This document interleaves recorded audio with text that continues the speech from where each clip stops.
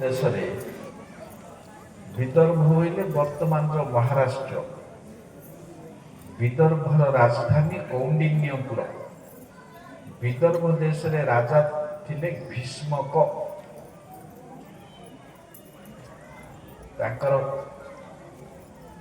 ଝିଅ ଗୋଟେ ଥିଲା ରୁକ୍ମିଣୀ। ସେ ପିଲାଦିନୁ ତାଙ୍କର ରଜାଙ୍କର ବାପାଙ୍କର ଉଆସକୁ ଯେତେ ପଣ୍ଡିତ ସାଧୁ ସନ୍ଥ ମୁନି ଋଷି ସବୁ ଆସନ୍ତି, ତାଙ୍କ ମୁହଁରୁ କୃଷ୍ଣ କଥା ଶୁଣି ଶୁଣି ପିଲାଦିନୁ କୃଷ୍ଣଙ୍କୁ ପତି ରୂପେ ପାଇବି ବୋଲି ପିଲାବେଳୁ କାମନା କରୁଛନ୍ତି। ସେ କାମନାଟା ଦୃଢ଼ ହୋଇକି ଅଛି, ଆଉ କୋଉ ପୁରୁଷ ପ୍ରତି ଆସକ୍ତି ନାହିଁ।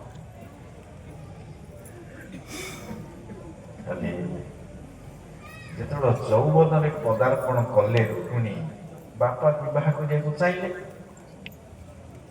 ଝିଅ କହିଲେ ମୁଁ କୃଷ୍ଣଙ୍କୁ ବିବାହ କରିବି, ତାଙ୍କୁ ତ ମୁଁ ବରଣ କରିଛି, ମନେ ମନେ ତାଙ୍କୁ ବିବାହ କରିବି।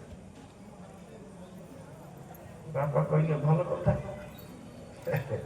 କିନ୍ତୁ ବଡ଼ ପୁଅ ମହାବଦମାସୀ, ସିଏ ଶିଶୁପାଳର ସାଙ୍ଗ।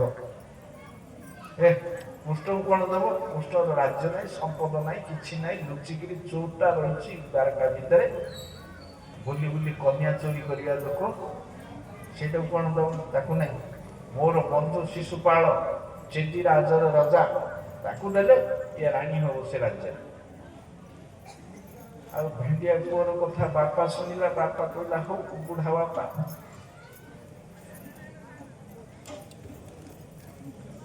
ତେଣୁ ବିବାହ ଭାଙ୍ଗିଗଲା। ଆଉ କୃଷ୍ଣ ନାହିଁ, ଶିଶୁପାଳକୁ ବିବାହ ହବ। ଏଣେ ରୁକ୍ମିଣୀଙ୍କର ମନଟା ଭାରି କଷ୍ଟ ହେଲା।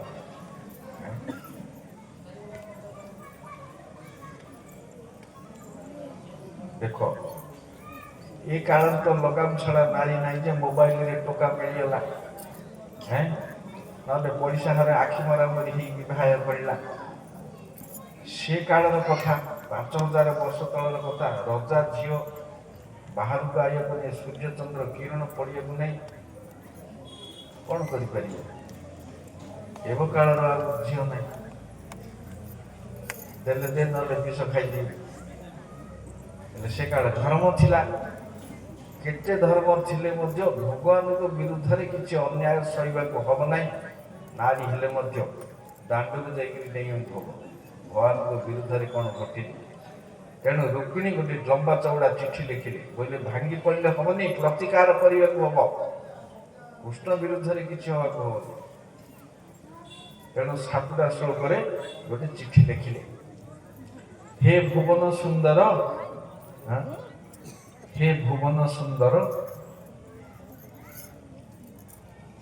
ଆପଣଙ୍କର ଯଶୋଗାଥା ପୌରୁଷ ଲୀଳା ବାଲ୍ୟକାଳରୁ ସାଧୁ ସନ୍ଥ ଆଦି ମହତ୍ ପୁରୁଷଙ୍କ ମୁଖରୁ ଶୁଣି ଏ ଦୀନାହୀନା ଦାସୀ ଆପଣଙ୍କର ଚରଣ କମଳରେ ନିଜକୁ ଅର୍ପଣ କରୁଛି। ତେଣୁ ଆପଣ ତାକୁ ପ୍ରିୟତମା ପତ୍ନୀ ରୂପରେ ଗ୍ରହଣ କରନ୍ତୁ। ମୋର ପିତା ମୋତେ ଶିଶୁପାଳ ହସ୍ତରେ ବିବାହ ଦେବାକୁ ଚାହିଁଛନ୍ତି, କିନ୍ତୁ ମୁଁ ଚାହେଁ ସିଂହର ଭାଗ କେବେ ଶୃଗାଳ ନ ଗ୍ରହଣ କରୁ। ସିଂହର ଭାଗ ସିଂହ ନବ। ତେଣୁ ମୁଁ ସେ ବିବାହରେ ଅନିଚ୍ଛୁକ। ବିବାହ ପୂର୍ବେ ଆମର କୁଳ ପରମ୍ପରା ଅଛି ଦେବୀ ପୂଜା, ଭବାନୀ ପୂଜା। ତେଣୁ ମୁଁ ଯେତେବେଳେ ଭବାନୀ ମନ୍ଦିରକୁ ପୂଜା କରିବା ପାଇଁ ଯିବି, ଆପଣ ମୋତେ ଅପହରଣ କରି ନେବେ। ଯଦି ଆପଣ ମୋର ଏ ଅନୁରୋଧକୁ ପ୍ରତ୍ୟାଖ୍ୟାନ କରନ୍ତି, ତାହେଲେ ମଧ୍ୟ ମୁଁ କୌଣସି ପୁରୁଷର ପାଣି ଗ୍ରହଣ ନ କରି ଜନ୍ମ ପରେ ଜନ୍ମ ଆପଣଙ୍କୁ ପାଇବା ପାଇଁ ତପସ୍ୟା କରି ଦେହ ତ୍ୟାଗ କରି କରି ରହିବି ସିନା, ମୁଁ କାହାର ପାଣି ଗ୍ରହଣ କରିବି ନାହିଁ। ଏଇଠି ରୁକ୍ମିଣୀ ଗୋଟେ ଲମ୍ବା ଚଉଡ଼ା ଚିଠି ଲେଖିଲେ। ସୁନନ୍ଦ ବୋଲି ଗୋଟେ ବ୍ରାହ୍ମଣ ତା ହାତରେ ପଠେଇଲେ। ସିଏ ଗଲା, ଯାଇକିରି କୃଷ୍ଣଙ୍କୁ ଦେଲା ଚିଠି। ଚିଠି ପଢିଲେ। କୃଷ୍ଣଙ୍କର ମଧ୍ୟ ଇଚ୍ଛା ରୁକ୍ମିଣୀକି ପାଇବାକୁ। ସେ ରାତି ସେ ବ୍ରାହ୍ମଣ ରହିଲେ, ସକାଳୁ ପଳେଇ ଆଇଲେ ରଥ ଧରିକି।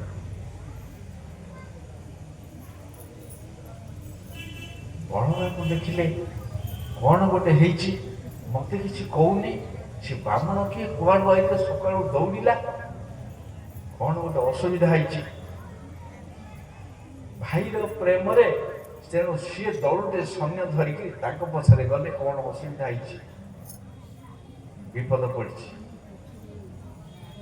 ଏଣେ ସେଦିନ କ'ଣ ହେଇଛି ନା, ଚାରିଆଡ଼ୁ ସବୁ ରଜା ପୁଅ ମାନେ ଆଉଛନ୍ତି ରୁକ୍ମିଣୀ ସ୍ୱୟଂବର ପାଇଁ ବିବାହ କରିବାକୁ। ଶିଶୁପାଳ ଆଉଛି, ତା ସହିତ ତା ଭଳିଆ ଲୋକ ସବୁ ଆଉଛନ୍ତି, ଦନ୍ତବକ୍ର, ଜରାସନ୍ଧ, ପୌଣ୍ଡ୍ରିକ, ଶାଲ୍ୟ ସବୁ ଧରିକିରି ଆଇଛି, ବିରାଟ ସୈନ୍ୟବାହିନୀ ଧରିକିରି। ଆଉ ଯୋଉଠି ରାଜପୁତ୍ର ଏକୁଟିଆ ଆଉଛନ୍ତି, ଗୋଟେ ସୈନ୍ୟବାହିନୀ ଧରି ଯାଇଛି। ନା ସତେକି ଗୋଟେ ଯୁଦ୍ଧ ଯାତ୍ରା। କାହିଁକି ନା ସିଏ ଭାବୁଛି କୃଷ୍ଣ ମଧ୍ୟ ଆଇବ, ଚୋରି କରିକି ତ କୃଷ୍ଣ ଖାଲି କନ୍ୟା ଚୋରି କରେ, ଆଉ ସେ ଚୋରି କରି ଧରି ପଡ଼ିବ, ତାକୁ ରୋକିବା ପାଇଁ ସୈନ୍ୟବାହିନୀ। ହେଲେ ତାପରେ ରୁକ୍ମିଣୀ ବାହାରିଲେ, ତାପରେ କୃଷ୍ଣ ବଳରାମ ଆସିଲେ, କୃଷ୍ଣ ଆଇଲେ, ରାଜା ତାଙ୍କୁ ଆଦରରେ ରଖିଲେ।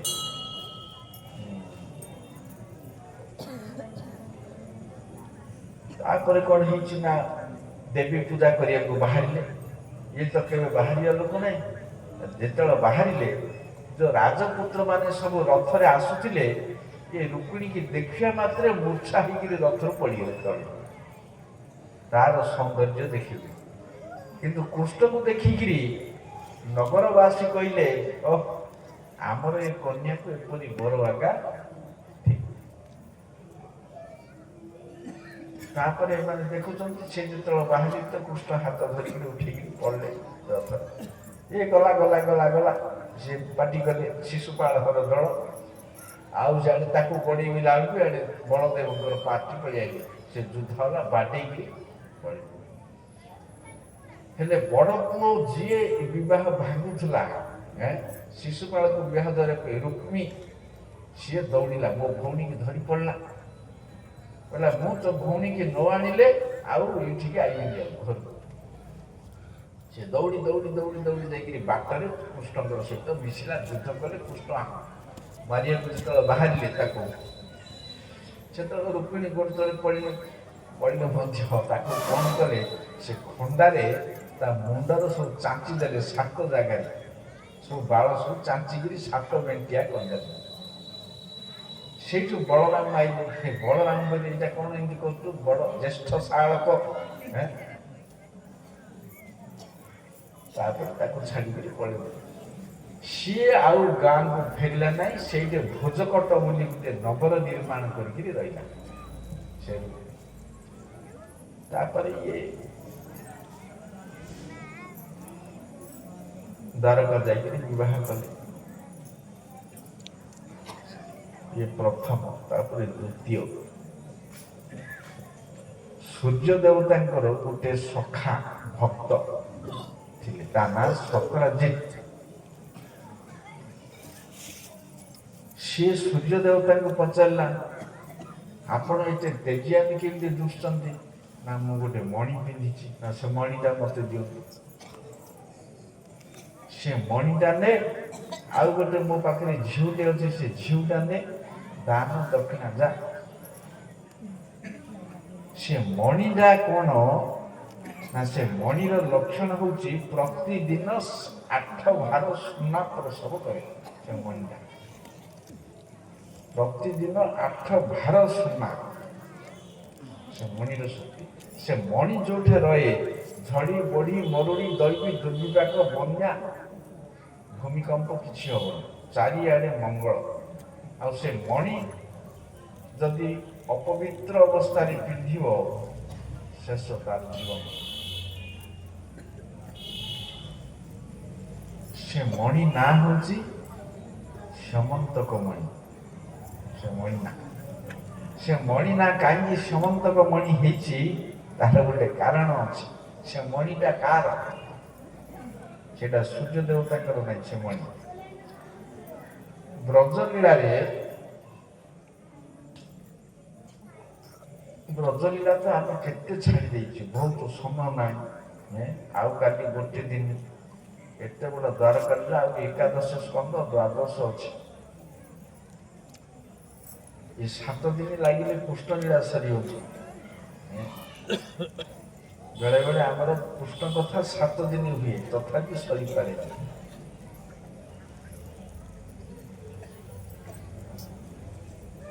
ଶଙ୍ଖଚୂଡ଼ ବୋଲି ଗୋଟେ ଯକ୍ଷ ଥିଲା। କୁବେରଙ୍କର ଯୋଉମାନେ ସେମାନେ ସବୁ ଯକ୍ଷ, ତାଙ୍କ ଜାତିର ନାଁ ହେଉଛି ଯକ୍ଷ। ସେ ଶଙ୍ଖଚୂଡ଼ ନାରଦ ମୁନିକି ପଚାରିଲା ବୀର କିଏ? ନା ବୀର କଂସ। ଶଙ୍ଖଚୂଡ଼ କଂସ ସହିତ ଆଇଲା ଯୁଦ୍ଧ କରିବାକୁ। 27 ଦିନ ରାତି ଯୁଦ୍ଧ କଲେ କିଏ କାହାକୁ ପାରିଲାନି। ନାରଦ ମୁନି କହିଲେ ଦେଖ ତୁମ 2 ଜଣଙ୍କର ମରଣ ଅଛି ଆଉ ଜଣଙ୍କ ହାତରେ, ତେଣୁ ଛାଡ଼, ଛାଡ଼ିକିରି ବନ୍ଧୁ ହେଇଯା। ବନ୍ଧୁ ହେଇଗଲେ। ତାପରେ ଶଙ୍ଖଚୂଡ଼ ଘରକୁ ଗଲା ବେଳକୁ ବ୍ରଜ ଦେଇକିରି ଉଡ଼ିକିରି ଯାଉଛି। ରାମକୃଷ୍ଣ ଗୋପୀମାନଙ୍କୁ ଧରିକିରି ବିହାର କରୁଛନ୍ତି। ସେ ତଳକୁ ଓହ୍ଲିଲା ଗୋପୀମାନଙ୍କୁ ଚୋରିକିରି ନେବାକୁ। ଯେମିତି ଆମେ ଗାଈ ଗୋଠ ଦେଖିଲେ ଠେଙ୍ଗାରେ ଧରିକିରି ଚା ଚା ଚା ଚା ଅଡ଼ଉଛେ, ସେମିତି ସେ ଅଡ଼େଇ ଅଡ଼େଇ ନେଲା। ଛୁଇଁନି କାହାକୁ, ଅଡ଼େଇ ଅଡ଼େଇ ନେଲା। ଗୋପୀମାନେ ଭୟ କଲେ, ତାର ବିରାଟ ବିକଟାଳ ରୂପ। ସେଇଠୁ କୃଷ୍ଣ କ'ଣ କଲେ, ରଡ଼ି ଛାଡ଼ିଲେ କୃଷ୍ଣକୁ। ଯେତେବେଳେ କୃଷ୍ଣ ବଳରାମଙ୍କୁ କହିଲେ ତୁମେ ଗୋପୀମାନଙ୍କର ଦାୟିତ୍ୱ ରୁହ, ମୁଁ ତାକୁ ଯାଉଛି, ତାକୁ ଗୋଡ଼େଇଲେ, ଗୋଡ଼େଇ ଗୋଡ଼େଇ ଗୋଡ଼େଇ ଗୋଡ଼େଇ ବାଟରେ ଭୟଙ୍କର ଯୁଦ୍ଧ କରିକିରି ମାରିଲେ। ଶଙ୍ଖ ଚୂଡ଼ ଗୋଟେ ଶଙ୍ଖ ଆକୃତିର ମଣିଟେ ତାର ଚୂଡ଼ା ଦେଶରେ ଥିଲା। ଚୂଡ଼ ମାନେ ମୁଣ୍ଡ ଉପରେ, ତାକୁ ମୁଣ୍ଡ ଫଟେଇକିରି ମାରିକିରି ସେ ମଣିଟାକୁ ଆଣିଲେ। ଶଙ୍ଖାକୃତି ମଣିଟା। ସେ ମଣିଟା କାହାକୁ ଦେଲେ ପକ୍ଷପାତ ହବ, ତେଣୁ ବଳରାମକୁ ଦେଲେ। ଆପଣ ଏଇଟା ଯାହାକୁ ଦେଉଛନ୍ତି ଦିଅନ୍ତୁ। ସିଏ ଆଉ ଗୋଟେ ଗୋପୀକୁ ଦେଲେ, ସିଏ ରାଧାରାଣୀକୁ ଦେଲେ। ସେ ମଣିଟା ରାଧାରାଣୀ ସୀମନ୍ତରେ ପିନ୍ଧୁଥିଲେ, ମଥାମଣି କରିକି। ଆଗ କାଳରେ ମଥାମଣି, ଆଉ ଆଜିକାଲି କିଏ ମଥାମଣି ପିନ୍ଧୁନି, ଚୋର ନେଇଯିବ ଟାଣିକି। ସେ ମଥାମଣିରେ ପିଲାବେଳେ ଆମେ ଦେଖିଛୁ ମା ଭଉଣୀ ସବୁ ଗାଁ ଗଣ୍ଡାରେ ପିନ୍ଧନ୍ତି ମଥାମଣି। ଆଉ ସୁନା କାହିଁ କାହା ଘରେ। ସେ ମଣିଟା ସୀମନ୍ତରେ ପିନ୍ଧନ୍ତି। ଏଇଠୁ ପାନିଆରେ କୁଣ୍ଡେଇଲେ ବାଳ 2 ଭାଗ ହେଲେ ଏଇଟାକୁ କୁହାଯାଉଛି ସୀମନ୍ତ। ସୁନ୍ତା, ସୁନ୍ତା ବୋଲି କହୁନାହାନ୍ତି, ସୁନ୍ତାଟା ବାହାରୁନି। ସୀମନ୍ତ, ସେ ସୀମନ୍ତରେ ସେ ମଣିଟା ପିନ୍ଧୁଥିଲେ, ତେଣୁ ତା ନାଁ ହେଲା ସୀମନ୍ତକ ମଣି। ହେଲେ କୃଷ୍ଣ ଯେତେବେଳେ ମଥୁରା ଗଲେ, ଗୋପୀମାନେ ସବୁ ପ୍ରାଣ ତ୍ୟାଗ କରିବାକୁ ଯିଏ ଯୁଆଡ଼େ ସବୁ ଲାଗିଲେ। ରାଧାରାଣୀ କ'ଣ କଲେ, ଯମୁନାରେ ଝାସ ଦେଲେ। ଝାସ ଦେବାରୁ ସେ ମଣିଟା ପଡ଼ିଗଲା। ଏ ଯମୁନା ଦେବୀ କ'ଣ କଲେ, ସେ ମଣି ଆଉ ସେ ରାଧାରାଣୀକି ନେଇକିରି ସୂର୍ଯ୍ୟ ଦେବତା ତାଙ୍କ ବାପାଙ୍କୁ ଦେଲେ। ହେଲେ ରାଧାରାଣୀ ସେଠି ଗୋଟେ ରୂପରେ ରହିଲେ, କ'ଣ ମୂଳ ରୂପରେ ବ୍ରଜରେ ରହିଲେ, ଆଉ ଗୋଟେ ଅଂଶ ରୂପରେ ସତ୍ୟଭାମା ହେଇକିରି ରହିଲେ। କୃଷ୍ଣ ଯେତେ ରାଣୀ ବିବାହ କଲେ ସେଗୁଡ଼ାକ ସବୁ ଗୋପୀମାନଙ୍କର ଅଂଶ। ସବୁ ପ୍ରଥମେ ରୁକ୍ମିଣୀ ବିବାହ କଲେ, ଇଏ ଚନ୍ଦ୍ରାବଳୀ ଅଂଶ। ତାପରେ ସତ୍ୟଭାମା, ଏ ରାଧାରାଣୀଙ୍କର ଅଂଶ। ଜାମ୍ବବତୀ ଲଳିତାର ଅଂଶ, ସବୁ ଏସବୁ ଅଂଶ ଯାକ। ଯେମିତି କୃଷ୍ଣଙ୍କର ଅଂଶ ବାସୁଦେବ, ସେମିତି ଗୋପୀଙ୍କର ଅଂଶ ରାଣୀ। ତେଣୁ ସେ ମଣିଟା ଆଉ ସେ ସତ୍ୟଭାମାଙ୍କୁ ସତ୍ରାଜିତକି ଦେଲେ। ସତ୍ରାଜିତ ସେ ମଣିଟା ପିନ୍ଧିକିରି ଦ୍ୱାରକା ଆଇଲା। ଆଉ ମୁହଁ ଦୁଶୁନି ସେ ମଣିର ତେଜରେ। ଲୋକେ କହିଲେ କୃଷ୍ଣଙ୍କୁ, ପ୍ରଭୁ ସୂର୍ଯ୍ୟ ଦେବତା ଆପଣଙ୍କୁ ଦର୍ଶନ କରିବାକୁ ଆଉଛନ୍ତି।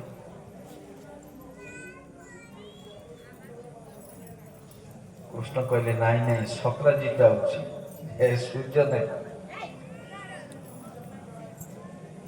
କୃଷ୍ଣ କଲେ ସତ୍ରାଜିତକୁ କହିଲେ, ସତ୍ରାଜିତ ସେ ମଣିଟା ଦିଅ।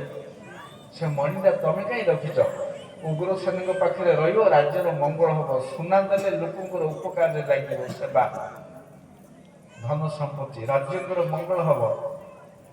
କିନ୍ତୁ ସୁନା ଲୋଭରେ ସତ୍ରାଜିତ ସେ ମଣିଟା ଦେଲା ନାହିଁ, ମନା କରିଦେଲା କୃଷ୍ଣ। ତାପରେ କ'ଣ ହେଲା, ସତ୍ରାଜିତର ସାନ ଭାଇ ପ୍ରସେନଜିତ କୁଳର ଗୌରବ ଦେଖିବା ପାଇଁ ସେ ମଣିଟା ପିନ୍ଧିକିରି ଗଲା। ଅପବିତ୍ର ଅବସ୍ଥାରେ ପିନ୍ଧିଛି। ବଣ ଭିତରେ ଗୋଟେ ସିଂହ ତାକୁ ମାରିକିରି ସେ ମଣିଟା ନେଇଗଲା। ବଣରେ ଥିଲେ ଜାମ୍ବବାଦ, ରାମ ଭକ୍ତ, ସେ ଜାମ୍ବବାନ ସିଂହଟାକୁ ମାରିକରି ସେ ମଣିଟାକୁ ଦେଲେ। ସେ ମଣି କୁଆଡ଼ୁ କୁଆଡ଼େ ବୁଲୁଛି। ସମସ୍ତଙ୍କର ମରଣର କାରଣ ହେଉଛି ସେ ମଣି। ଜାମ୍ବବାନ ତାକୁ ଧରିକିରି ପାତାଳପୁରକୁ ପଳେଇଲେ। ଏଣେ ସତ୍ରାଜିତ ଚାରିଆଡେ ଧେଣ୍ଡୁରା ବାଡିଲା ଯେ କୃଷ୍ଣ ମତେ ମଣିଟା ମାଗୁଥିଲେ, ନ ଦେବାରୁ ମୋ ଭାଇକି ମାରିକି ନେଇଗଲେ।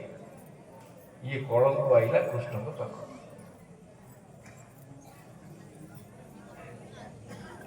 ଭାଦ୍ରବ ମାସ ଶୁକ୍ଳ ପକ୍ଷ ଚତୁର୍ଥୀ, ଗଣେଶ ଚତୁର୍ଥୀ।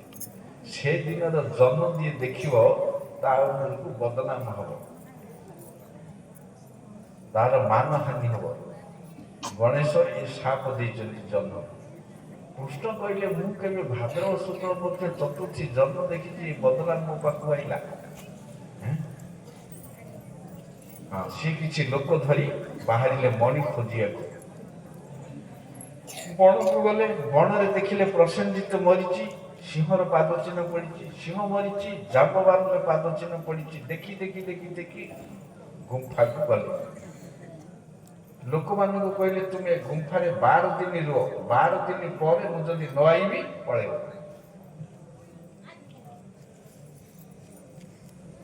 ଦ୍ୱାରକାରେ ସମସ୍ତେ ଗାଳି କଲେ ସତ୍ରାଜିତକୁ। ହେଲେ କୃଷ୍ଣ ସେ ଗୁମ୍ଫା ଭିତରେ ପଶି ପାତାଳକୁ ଗଲେ। ଏମାନେ ବାହାରେ ଠିଆ ହେଲେ। ସେଇଠି ଗୋଟେ ପିଲା ସେ ମଣିଟାକୁ ଧରି ଖେଳୁଛି। ପିଲାଟା କୃଷ୍ଣକୁ ଦେଖିବାରୁ କାନ୍ଦିଲା। ପିଲାଟା ଯେମିତି କାନ୍ଦିଲା, ଗୋଟେ ଦାସୀ ଆଇଲା। ଦାସୀ ଭାବିଲା କି ଗୋଟେ ଚୋର ଆଇଛି ମଣି ନେବାକୁ। ପାଟି କରିବାରୁ ଜାମ୍ବବାନ ରାଗିକିରି ଭୟଙ୍କର ଭାବରେ ଆଇଲେ। ଏତେ କ୍ରୋଧ ଯେ ଆଉ କୃଷ୍ଣଙ୍କୁ ଚିହ୍ନି ପାରିଲେ ନାହିଁ। ଭୟଙ୍କର ଯୁଦ୍ଧ ହେଲା। କୃଷ୍ଣ ଜାମ୍ବବାନ 23 ଦିନ କାଳ ଏମାନେ 12 ଦିନ ଜଗିକିରି ପଳେଇଲେ। ଏମାନେ 12 ଦିନ ଜଗିକିରି ପଳେଇଲେ। ଦ୍ୱାରକାରେ ସମସ୍ତେ କହିଲେ ହେ କୃଷ୍ଣ ଅନ୍ତର୍ଧ୍ୟାନ ହେଇଗଲେ, କାହିଁ କୃଷ୍ଣ ଆଉ ନାହାନ୍ତି।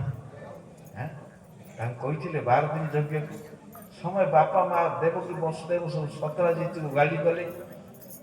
କିନ୍ତୁ ରୁକ୍ମିଣୀ କହିଲେ ନାଇଁ, ମୋର ପ୍ରଭୁ ଅଛନ୍ତି। ଦେଖ ମୋର ଚୁଡ଼ି ଆହୁରି ଚକମକ ହଉଛି, ସିନ୍ଦୁର କମ୍ପୁଛି।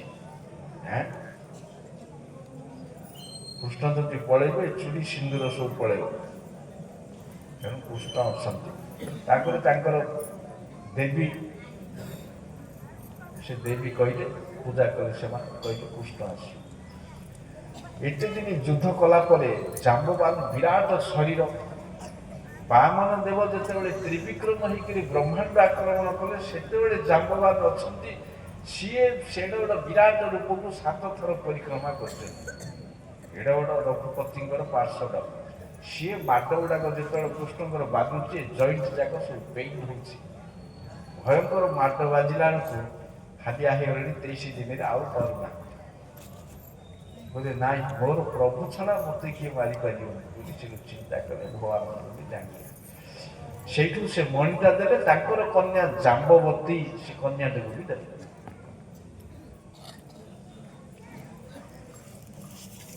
କୃଷ୍ଣ ଦ୍ୱାରକା ଆଇଲେ, ସେ କନ୍ୟାକୁ ବିବାହ କଲେ, 2 ନମ୍ବର କନ୍ୟା। ତାପରେ ସତ୍ରାଜିତକୁ ଡାକିଲେ, ଏଠି ତ ମଣି ଧ, ଯା, ମତେ ଚୋର କଣ କରିଛୁ, ମଣି ତୋର ନାଇଁ। ହେଲେ ସତ୍ରାଜିତ ମୁଣ୍ଡ ପୋତିକିରି ନିର୍ଲଜ ଭାବରେ ସେ ମଣି ଧରି ଘରକୁ ଗଲା। ସେବେଠୁ ଭାବୁଛି ମୋର ଲଜ୍ଜା କେମିତି ମୁଁ ନିବାରଣ କରିବି। ସିଏ ମଧ୍ୟ କଣ କଲା, ତାର ଯୋଉ ଝିଅଟା ସୂର୍ଯ୍ୟ ଦେବତା ଦେଇଥିଲେ ସତ୍ୟଭାମା, ସେ ମଣି ସହିତ ଝିଅଟାକୁ ବିବାହ କରିଲା। କୃଷ୍ଣ କହିଲେ ଝିଅଟାକୁ ମୁଁ ନେବି, ମଣି ନେବିନି। ଯୋଉ ମଣି ତୁ ଦେଇନୁ ଆଉ ସେ ମଣି ନେବିନି। ସେ ସତ୍ୟଭାମାଙ୍କୁ ବିବାହ କଲେ, ସେ ମଣିଟାକୁ ଦେଇଦେଲେ। ସେ ମଣି ବୁଲୁଛି ସମସ୍ତଙ୍କର ମରଣ କାରଣ ହବାକୁ। ତାପରେ ହସ୍ତିନାପୁର ଯାଇଥିଲେ। ସୂର୍ଯ୍ୟ ସୂତା ଯମୁନା, ସେ ତପସ୍ୟା କରୁଛନ୍ତି ଭଗବାନଙ୍କୁ ପାଇବାକୁ। 4 ନମ୍ବର ତାକୁ ବିବାହ କଲେ। ଯୋଉଟେ ପାଠ ପଢୁଥିଲେ ଅବନ୍ତିପୁରରେ, ସେ ରଜାର ଝିଅ ତାକୁ ଦେଖିକିରି ଇଚ୍ଛା କରୁଛି, ତାକୁ ପ୍ରାପ୍ତି ହେବ। କୋଶଳ ଦେଶର କନ୍ୟା ସତ୍ୟା, ସିଏ ଚାହୁଁଛି କୃଷ୍ଣଙ୍କୁ ପାଇବା ପାଇଁ। ତା ବାପା ସାତଟା ଷଣ୍ଢ ରଖିଛି। ସାତଟା ଷଣ୍ଢକୁ ଗୋଟେ ଥରେ ଯିଏ ଆକଟ କରିବ ସେ ଝିଅକୁ ବିବାହ ହେବ। କୃଷ୍ଣ 7 ରୂପ ଧାରଣ କରି 7ଟା ଷଣ୍ଢକୁ ନିୟନ୍ତ୍ରଣ କରିବ, ତାକୁ ବିବାହ କରିବ। ତାପରେ ସେ ମଦ୍ର ଦେଶର କନ୍ୟା ଲକ୍ଷଣା, ତାକୁ ମାରିଲେ। ଯେମିତି ଦ୍ରୌପଦୀ ସ୍ୱୟଂବରରେ ମାଛ ଘୁରୁଛି ସେମିତି ତାକୁ ମାରିକି ଏମିତି 8ଟା କନ୍ୟା।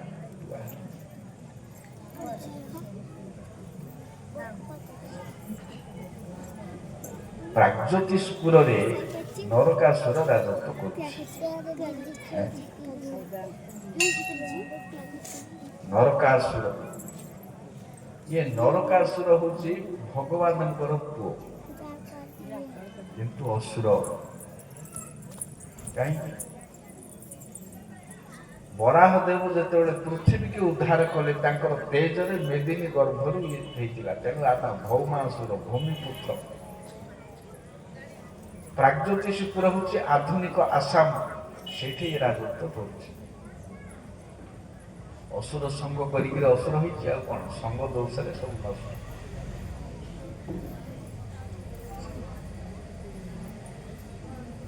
ହେଲେ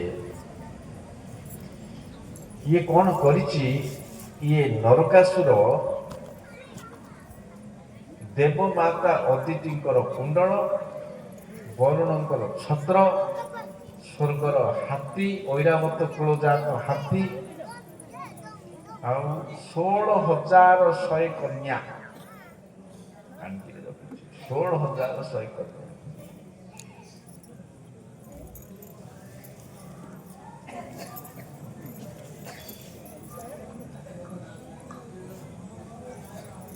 ଇନ୍ଦ୍ର ଆସିଲେ ଦ୍ୱାରକା, କହିଲେ ପ୍ରଭୁ ଏ ନରକାସୁର ଏମିତି ସବୁ ଚୋରି କରିକିରି ଆଣିଛି, ତେଣୁ ତାଙ୍କୁ ଉଦ୍ଧାର ସୁଲାଗ କରିକିରି ଦିଅନ୍ତୁ ଆମକୁ।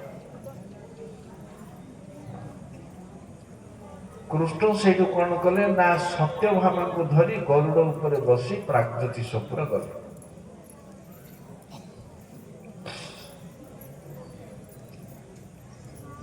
ସିଏ ତାର ପୁରୀ ରକ୍ଷା କରିବା ପାଇଁ 3 ପ୍ରକାର ସୁରକ୍ଷା କରିଛି। ପ୍ରଥମେ ଅଗ୍ନିର ଗୋଟେ ପାଚେରୀ, ତାପରେ ଇଲେକ୍ଟ୍ରିର ଗୋଟେ ପାଚେରୀ, ବିଦ୍ୟୁତ୍, ତାପରେ ଜଳର ବଡ଼ ଖାଇ, 3 ପ୍ରକାର ପାଚେରୀ। ଏ ସବୁ ଯାକ କାଟିକିରି ତା ରାଜ୍ୟରେ ପଶିଲେ ଭଗବାନ। ତାପରେ ସିଏ ଗୋଟେ ଅସୁର ଆସିଲା, 5ଟା ମୁଣ୍ଡ ତାର, ତାକୁ ମାରିକି ତା ସୈନ୍ୟ ବାହିନୀ, ସେଠୁ ନରକାସୁର ଆଇଲା, ତାକୁ ମାରିକିରି ସେ ରାଜ୍ୟରେ ପଶିଲେ। ତାର ପୁଅକୁ ରାଜା କରେଇଲେ। ତାପରେ ଯାହା ସବୁ ସେ ଆଣିଥିଲା ତାକୁ ସବୁ ଧରିକିରି ଗଲେ। ସେ କୁଣ୍ଡଳ ଅଦିତିଙ୍କର ଫେରିଲେ, ସେ ଛତ୍ର ବରୁଣଙ୍କର ଫେରିଲେ। ଆଉ 16,100 ଯୋଉ କନ୍ୟା ଆଣିଥିଲେ ସେମାନେ କୃଷ୍ଣଙ୍କୁ ପ୍ରାପ୍ତି ପାଇଁ ଚାହିଁଲେ। ତେଣୁ ଏଗୁଡ଼ାକ ସବୁ ସମ୍ପତ୍ତି ଧନ ଧରିକିରି ଦ୍ୱାରକା ପଳେଇଲେ। ସେ ଧନ ସମ୍ପତ୍ତି ରଜାଙ୍କୁ ଦେଲେ। ଇଏ 16,100 କନ୍ୟାକୁ ବିବାହ କଲେ। କେବେ? କେତେ ଦିନରେ? କେତେ ବର୍ଷରେ? ଗୋଟେ ଦିନ, ଗୋଟେ ମୁହୂର୍ତ୍ତ, ଗୋଟେ ସମୟରେ 16,100 ଘରେ 16,100 କନ୍ୟା ସହିତ ପାଣି ଗ୍ରହଣ ହେଲା। 16,100 କୃଷ୍ଣ, 16,100 ଦେବକୀ, 16,100 ବସୁଦେବ, 16,100 ପୁରେଇତ। ଏହିପରି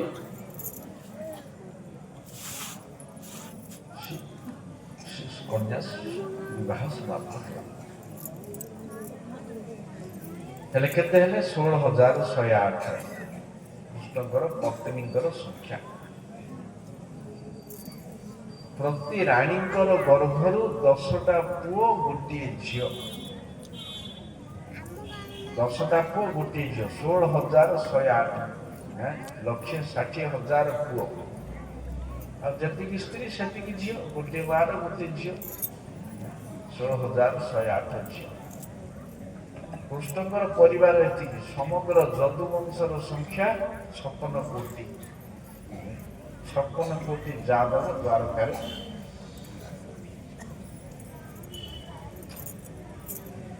ହଉ, କୃଷ୍ଣ କୃଷ୍ଣଙ୍କର ବଳରାମଙ୍କର ଦି ଭାଇଙ୍କର ବିବାହ ହେଲା, ତାପରେ ପୁଅ ଝିଅ ନାତି ଭାଉଣୀ ସବୁ ପଛେ କାଲିକି କରିବା, ଆଉ ଆଜି ନାହିଁ।